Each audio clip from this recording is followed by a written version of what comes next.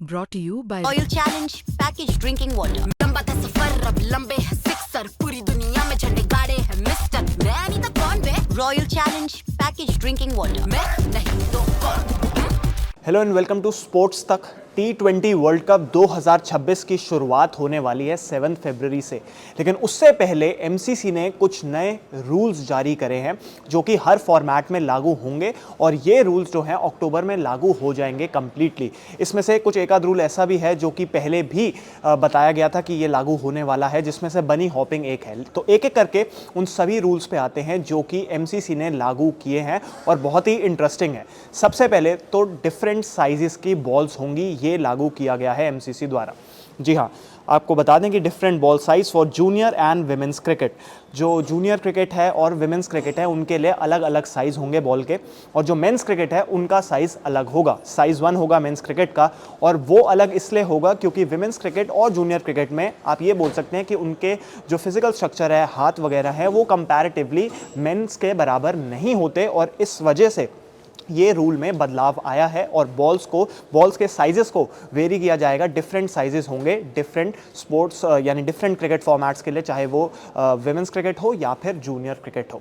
अगला रूल है laminated bats को अलाउ कर दिया गया है। जी हाँ, लैमिनेटेड बैट्स यानी कि जो बैट्स अलग अलग लकड़ी द्वारा बने होते हैं उनको लागू आप अब यूज़ कर सकते हो ओपन एज क्रिकेट में। ये इंटरनेशनल क्रिकेट में लागू नहीं हुआ है। इंटरनेशनल क्रिकेट में वही बल्ले यूज़ होते हैं, वही बैट्स यूज़ होते हैं जिसमें सिर्फ एक लकड़ी का इस्तेमाल किया जाता है, एक विलो का इस्तेमाल किया जाता है। लेकिन ओपन एज क्रिकेट में वो बैट्स यूज़ हो सकते हैं जो कि ड्यूरेबल हो। लैमिनेटेड बैट्स इस वजह से होता है क्योंकि उसकी कोई एक एक्स्ट्रा एडवांटेज नहीं मिलती बल्लेबाज को। सबसे ज़्यादा तो ये इंपॉर्टेंट है कि कोई एक्स्ट्रा एडवांटेज नहीं है, ये बैट्स ज़्यादा ड्यूरेबल होते हैं। लेकिन इस मेन जो ये रूल को लागू करने की वजह ये है क्योंकि ये बैट्स जो हैं कंपैरेटिवली सस्ते होते हैं, क्योंकि जो बैट्स एक ही लकड़ी से बनते हैं, जो इंटरनेशनल क्रिकेट में बैट्स यूज़ होते हैं, वो बैट्स जो होते हैं महंगे होते हैं, एक ही लकड़ी से बने होते हैं, और वो इंटरनेशनल क्रिकेट में अभी भी यूज़ होंगे। लेकिन ये जो बैट है लैमिनेटेड बैट्स है, ओपन एज क्रिकेट में, एडल्ट क्रिकेट में आप इनको यूज़ कर सकते हो, यानी कि क्लब लेवल क्रिकेट की जो बात हो रही है। आईपीएल में ये लागू नहीं होंगे, आईपीएल में आप लैमिनेटेड बैट्स यूज़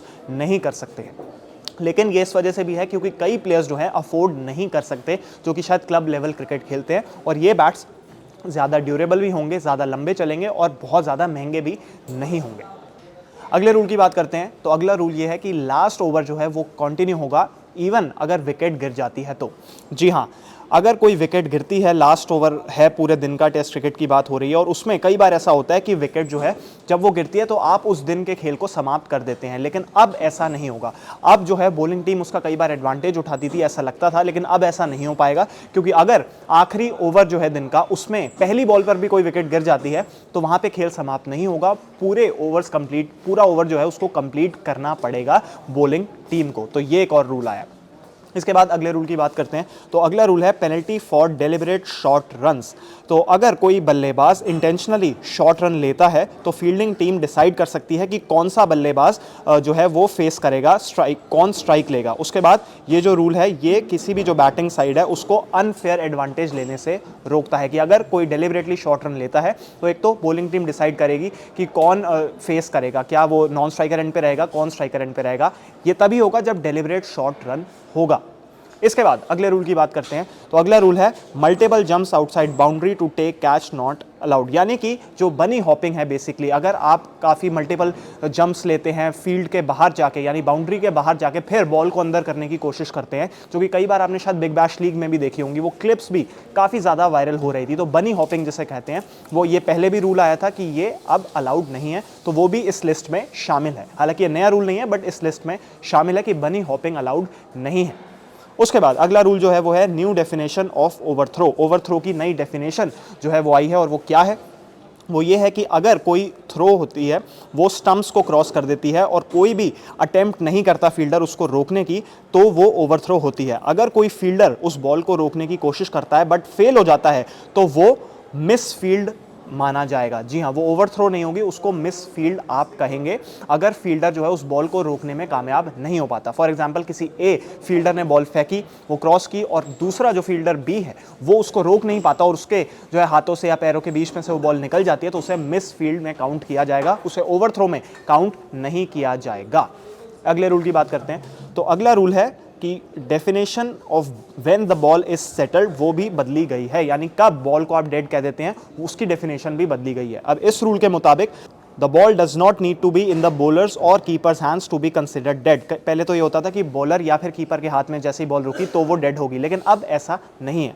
अब क्या है कि अगर कोई स्टेशनरी फील्डर जो है वो बॉल को कंट्रोल करता है, umpire can call it dead और सेटल्ड। यानी कि अगर वहाँ पे कोई फील्डर है जो अपनी पोजीशन पर खड़ा है, फिक्स खड़ा है, हिल नहीं रहा, भाग नहीं रहा, वो खड़ा है और वो उसके हाथ में बॉल आती है और वो बॉल को रोकता है, तो वहाँ पे भी बॉल जो है अंपायर उसको डेड कह सकते हैं, जो कि पहले नहीं होता था।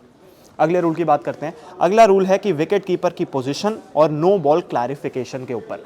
तो अब वो ये है कि अगर जो कीपर हैं उनके ग्लव्स जो हैं वो स्टंप्स के आगे आ जाते हैं जब बॉलर रन अप ले रहा होता है तो वो नो बॉल नहीं होगी। ये होगा कि जब वो बॉलर बॉल डाल रहा है और उस वक्त बॉल डाल चुका है और उस वक्त विकेट कीपर के अगर जो ग्लव्स हैं वो विकेट से आगे होते हैं तो वो नो बॉल होगी। लेकिन अगर जब वो रनअप भाग रहा है बॉलर और उस बीच अगर विकेट कीपर के जो ग्लव्स हैं वो बॉल जो स्टंप्स है उससे आगे आ जाते हैं तो वो नो बॉल नहीं मानी जाएगी। वो तभी मानी जाएगी जब बॉल थ्रो की जा चुकी है और उसके बाद अगर विकेट कीपर के ग्लव्स आगे हैं स्टंप से तो नो बॉल होगी, वरना नहीं होगी, रनअप के दौरान नहीं होगी। अब अगले रूल की बात करते हैं। अगला रूल है हिट विकेट रूल, जिसको अपडेट किया गया है। इस रूल में अगर कोई बल्लेबाज उनका जो इक्विपमेंट है वो स्टंप्स को टच करता है किसी फील्डर को टच करने के बाद तो वो हिट विकेट नहीं माना जाएगा।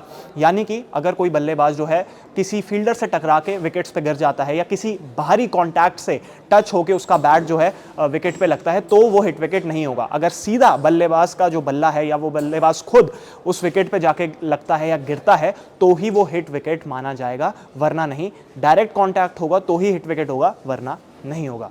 अगला जो रूल है उसकी हम बात करते हैं, वो है बॉल जो है वो पूरी तरीके से हाथ में होनी चाहिए रनआउट या फिर स्टंपिंग के लिए। अब इस रूल में क्या है, इस रूल में ये है कि एक वैलिड अगर आपको रनआउट करना है या फिर स्टंपिंग करनी है तो बॉल जो है कंप्लीटली फील्डर या फिर कीपर के हाथ में होनी चाहिए।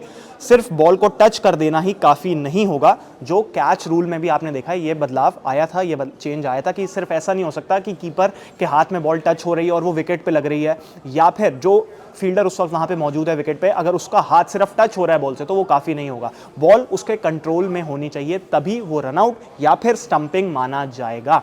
आपने कैचेस में भी ये देखा होगा कि जब तक पूरी तरीके से हम नहीं देखते कि फील्डर के हाथ में वो बॉल रहती है या फिर अगर वो ज़मीन पे लग जाए, पार्शली टच हो, तो वो मानी नहीं जाती जब तक पूरी तरीके से वो बॉल कंट्रोल में ना हो।